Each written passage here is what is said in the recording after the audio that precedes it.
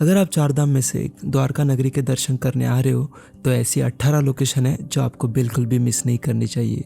दोस्तों, द्वारका नगरी में आकर आपको सबसे पहले गोमती मैया के दर्शन करने हैं, उसके बाद द्वारिकाधीश के दर्शन करने हैं, और जैसे ही आपके द्वारिकाधीश के दर्शन हो जाए फिर थोड़ी देर चलकर ही आपको मिलेगा अखंड हरिनाम मंदिर। यहाँ पर राम नाम का जप 24 आवर्स कंटिन्यूसली चलता रहता है और ऐसा 56 सालों से चला आ रहा है। चाहे आंधी आए या तूफान, यहाँ पे राम नाम का जप नहीं रुकता। और इस मंदिर के 2 कदम आगे चलकर ही आपको मिलेगा श्री रुक्मणी देवी द्वारकाधीश मंदिर। जी हाँ, आपने सही सुना, इस मंदिर में आपको श्री रुक्मणी देवी और श्री द्वारिकाधीश दोनों एक साथ देखने को मिलेंगे।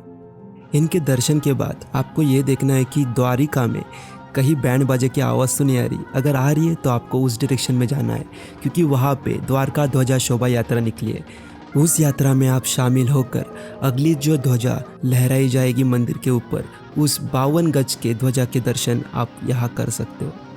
उसके बाद आपको सुदामा सेतु ब्रिज के पास आ जाना है और वहाँ गोमती मैया का पानी का स्तर अगर कम रहे तो आप क्रॉस कर कर जा सकते हो नदी के उस पार। अगर नहीं भी है तो कोई प्रॉब्लम नहीं, वहाँ लोकल्स बोट्स अवेलेबल होती है जो आपको 100 रुपये में नदी के उस पार और इस पार ले आने का काम करती है। नदी के उस पार जाते ही आपको सबसे पहले लक्ष्मी नारायण मंदिर दिख जाएगा। इस मंदिर में लक्ष्मी नारायण स्वयंभू है, यानी कि इनको किसी ने स्थापित नहीं किया है, ये स्वयं यहाँ प्रकट हुए हैं। और इस मंदिर के पास आपको दुर्वासा ऋषि और राम नाम का तैरते पत्थर के दर्शन हो जाएंगे। तो इस मंदिर के बगल में ही आपको 5 कुएं मिलेंगे जो कि 5 पांडवों द्वारा बनाए गए हैं और इनको पंचतीर्थ कहते हैं। 5 पांडवों के स्वभाव के अनुसार इन 5 कुओं का पानी का टेस्ट डिफरेंट है और यही से शुरू होता है द्वारका बीच, जहाँ रेगिस्तान और समुंदर एक साथ मिलते हैं। इसी वजह से यहाँ पे सनराइज और सनसेट काफ़ी ज़्यादा ड्रीमी फील करवाते हैं। उसके बाद आपको फिर से नदी के इस ओर चले आना है और सबसे पहले दर्शन करने हैं समुद्र नारायण जी के। कृपया ध्यान में रखना कि ये मंदिर सिर्फ सुबह और शाम को ही शुरू होता है और उसके बाद आपको भाग कर जाना है बड़केश्वर महादेव के दर्शन करने।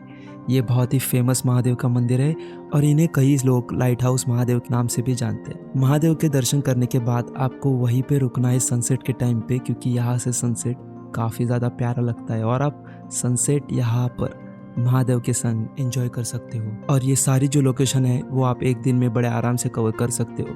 और दूसरे दिन के लिए प्राइवेट टूर्स एंड ट्रैवलर्स वाले रहते हैं जो 130 से लेकर 150 रुपीज़ में पर पर्सन आपको 4 जगह के दर्शन करवाएंगे। सबसे पहले वो रुक्मणी मैया के दर्शन करवाएंगे। आपको याद रखना है कि रुक्मणी मैया के दर्शन किए बिना आपको द्वारका की यात्रा का पूरा फल नहीं मिलता। और दूसरा, ये आपको लेके जाएंगे नागेश्वर ज्योतिर्लिंग, जहाँ श्री द्वारकाधीश स्वयं अपने हाथों से रुद्राभिषेक किया करते थे। तीसरी लोकेशन आपको देखने मिलेगी गोपी तालाब, जहाँ श्री द्वारकाधीश और वृंदावन की गोपियाँ मिली थी। और 4th लोकेशन आपको देखने मिलेंगी बेट द्वारका, जहाँ पे सुदामा जी और श्री द्वारकाधीश की भेंट हुई थी।